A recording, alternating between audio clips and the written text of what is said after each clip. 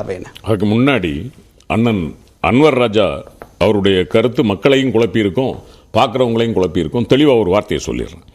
1951 குமாரசாமி ராஜா அவர்கள் முதலமைச்சராக இருக்கிற போது இடஒதுக்கீட்டினுடைய மொத்த பெர்சன்டேஜ் எஸ்சி 16, பிசி 25, மொத்தம் 41% தான்.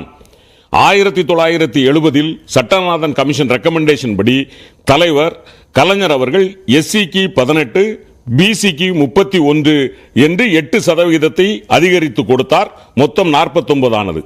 அதன் பிறகு அண்ணன் ஏற்றுக்கொண்டதை போல பொருளாதார அடிப்படையில் இடஒதுக்கீட்டை கொண்டு வந்துவிட்டு அது தோல்வியான பிறகு அதை சமாளிப்பதற்காக மாண்புமிகு அன்றைய முதலமைச்சர் என்ன செய்தார் என்றால் 18% பிசிக்கு கூட்டினார்.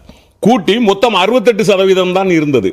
மாண்புமிகு தலைவர் கலைஞர் 89 ஆட்சிக்கு வந்த பிறகு இந்த பிசியில் இருந்த 50 30 பிசி 20 எம்பிசி என்று ஒதுக்கிவிட்டு எஸ்சிக்கு 18 இருந்தது, எஸ்டிக்கு தனியாக 1% கொடுத்து 69% என்ற முத்திரை பதித்த தலைவன் முத்தமிழறிஞர் தலைவர் கலைஞர் என்பதை அண்ணன் அன்வர் ராஜாவிற்கு நான் ஞாபகப்படுத்த கடமைப்பட்டிருக்கிறேன். இன்னொன்று, இந்த அன்பு சகோதரர் ஆளூர் ஷானவாஸ் சொன்னார், தெளிவாகத்தான் சொன்னார். ஜெயலலிதா அவர்கள் எதிர்த்தார்கள் என்று சொல்லியிருக்கா. It is a political fraud என்று சொன்னவர் ஜெயலலிதா அம்மையார் என்பதைத்தான் ஆளூர் ஷானவாஸ் மிக தெளிவாக சொன்னார். அது திமுக மீதான அரசியல் விமர்சனம். அரசியல் விமர்சனம் இல்ல. அவங்க என்ன சொல்றாங்க? இடஒதுக்கீட்டை வேண்டாம் அவங்க சொல்லலையே அவங்க நேரடியாக. அதாவது it is a political fraud. சரி, அது மட்டும் இல்ல, இன்னொன்னு சொல்றேன். ஃப்ரண்ட் லைன் என்ன சொல்லுது? All other parties welcomed or hailed the decision but Jayalalithaa அப்படினா அதுக்கு என்ன அர்த்தம்? எனக்கு இன்னொரு சந்தேகம் இருக்கு. இந்த மாதிரி சமூக தலைவர்கள் எல்லாம் போய் சொல்லி அருந்ததியர் பேக்ரவுண்ட நம்ம இழந்துற வேண்டியது இருக்கும், நீங்க கொஞ்சம் அடக்கி வாசிங்கன்னு சொன்னதுக்கு பிறகு அந்த அம்மா அதை அப்படியே விட்டுட்டாங்க, வரவேற்கவும் இல்லை. நான் என்ன சொல்லுகிறேன், ஏனைய கட்சிகள் அதைத்தான் நான் சொல்றேன், அவங்க ஃப்ரண்ட் லைன் தெளிவா ரெக்கார்ட் பண்றான். All other parties hailed the decision, அதாவது வரவேற்றார்கள், பாராட்டினார்கள். ஆனால் ஜெயலலிதா அதை செய்யவில்லை என்று சொன்னால் அதற்கு காரணம் அதன் பிறகு அந்த மாற்றம் மாறுகிறது. நான் சொல்லுகிறேன், அப்படியானால் அதில் அரசியல் சண்டடித்தார் ஜெயலலிதா என்பது சகோதரர் ஆளூர் ஷானவாஸ் சொன்னது உண்மை. இது முடிஞ்சது. இன்னைக்கு நான் கேட்கிறேன், இப்ப எடப்பாடி இவரை விட்டுருங்க, மோடியவையோ முருகனையோ விட்டுருங்க, அப்துல் காதருக்கும் அமாவாசைக்கு என்ன சம்பந்தம்? சொல்லுங்க, இந்த கிளைம் பதில் சொல்லுங்க. கிளைம் பண்றாரு, என்ன கிளைம் பண்றாரு? நாங்க சட்ட போராட்டம் நடத்தினோம்.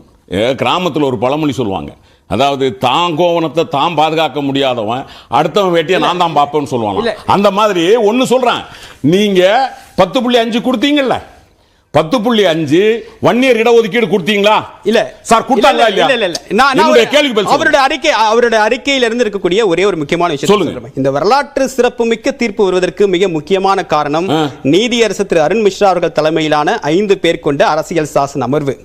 அந்த 2020 அதிமுக அரசு முன்வைத்த அந்த சட்ட வாதங்களின் அடிப்படையில் தான் இந்த தீர்ப்புக்கு காரணமா இருக்கு அப்படின்னு சொல்றாரு. அது அடித்தளம் அப்படின்னு சொல்லி வாதத்துக்கு மறுக்க முடியுமா? நான் கேட்கிறேன், வாதத்துக்கு ஒரு நிமிஷம் வாதத்துக்கு அடிப்படை எது? வாதத்துக்கு அடிப்படை எது சார்? ஒரு ஸ்டாண்ட கண்டினியூ பண்ணனும்ல சார். ஒரு விஷயம் சார், நான் என்ன கேக்குறேன், நான் கேக்குற கேள்விக்கு மட்டும் பதில் சொல்லுங்க சார். இப்போ நான் வாதிடுறேன்ல, என் கட்சி தான் இதுக்கு காரணம் அப்படின்னு நான் வாதிடுறேன். இதை இப்படி கேள்வி கேட்கிறேன். இப்போ 10.5% இடஒதுக்கீட்டுக்கு அதிமுக அந்த சட்டத்தை கொண்டு வந்தாங்க. அதுக்கு உங்களுக்கும் எஸ் ஓகே அதே நிலைப்பாட்டில் தான் இருக்கீங்க. ஆனா இன்னைக்கு அது ரத்து செஞ்சிருக்கு. ஆனா நீங்க உச்சநீதிமன்ற ஆதரவா தானே வாதாடுனீங்க. இந்த இதுல மாற்றம் இல்ல. அதே தானே எடப்பாடிக்கும் பொருந்தும். இல்ல, நாங்க என்ன சொல்றோம், நீங்க பண்ணி வச்சு சரி, நீங்க ஒரு தொட உங்க வாதத்துக்கு வர சுப்ரீம் கோர்ட்ல நாங்க வாதிட்டோம்ல, ஏன் நிக்காம போச்சு? ஏன் ஜெயிக்க முடியல? ஏன்னா எடப்பாடி செஞ்சது தப்பு. அதே மாதிரி கலைஞர் தப்பு செஞ்சிருந்தா எடப்பாடி முக்கி வாதிட்டாலும் ஜெயிக்க முடியாது. அப்ப அடிப்படை எது? தலைவர் கலைஞர் கொடுத்த உண்மைகள், அவர் கொடுத்த data, facts and the commission report and support of all parties. இது ஏதாவது 10.5 நடந்துச்சா? நான் அண்ணா அன்வர் ராஜாட்ட கேட்கிறேன், டிசம்பர் மாசம் 20ஆம் தேதி நீங்க அவர் கமிட்டி அமைக்கிறீங்க, கமிட்டி அமைச்சிட்டு அவர் ரிப்போர்ட்டே கொடுக்கல, பிப்ரவரி மாசம் 20ஆம் தேதி நீங்க 10.5 அனௌன்ஸ் பண்ணிட்டீங்க சார். நாங்க சொல்ல, உயர் நீதிமன்ற நீதிபதிகள் சொல்றாங்க, நீங்க விளையாடுகிற அரசியல் விளையாட்டிற்கு நாங்கள் இந்த ரிசர்வேஷனை பயன்படுத்துவதை ஏற்றுக்கொள்ள மாட்டோம். யாரை பார்த்து? எடப்பாடி பழனிசாமியையும் பார்த்து, டாக்டர் அன்புமணி ராமதாஸையும் பார்த்து சொல்லுது. திமுக பார்த்து சொல்லிச்சா? அப்போ திமுக என்பது சமூக நீதியை இந்த நாட்டு மக்களுக்கான நலனுக்காக, இந்த நாட்டு மக்களுடைய அப்லிஃப்ட்மெண்ட்டுக்காக போராடுகிறது.